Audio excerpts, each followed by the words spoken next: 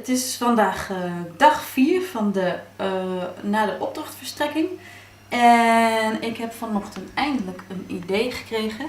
Gebaseerd op een liedje wat ik sinds Muse heel vaak draai. Ik weet niet of het me inspireert, maar ik draai het in elk geval heel vaak. En het gaat over een vrouw die continu weggaat van haar man omdat ze niet anders kan. En die man blijft continu aan de grond genageld staan. Nu wilde ik eerst in een soort decoortje eens even kijken wat ik met die man en die vrouw in een soort setting kan maken.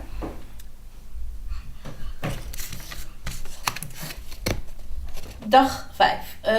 Mijn ontwerp van gisteren ligt zoals je ziet in puin in een soort van prullenbak.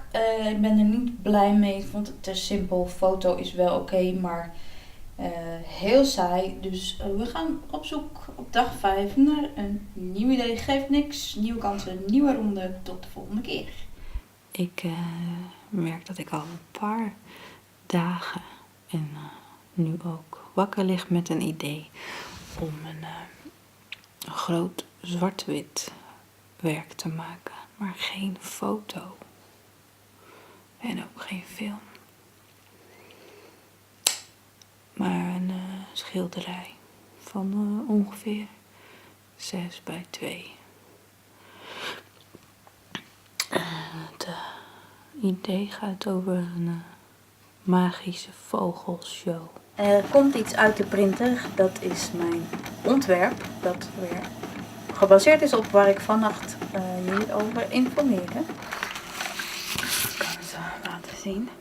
En wat belangrijk is, is dat er een hele lange horizonlijn ongeveer op de midden komt. Nou, moet je je voorstellen. Het is dus nog niet klaar, maar dit is een eerste opzet en ik ben er heel enthousiast over. Ik ben nu in de bouwmarkt. Ik ga op zoek naar wat geschikte platen, omdat ik het grote werk ga maken. Geen foto dit keer, maar een kunstwerk. En ik zou eigenlijk als het kan, meneer, van deze, dan 2 meter in plaats van 2,44. Ja, dat is wel een gave maat voor u.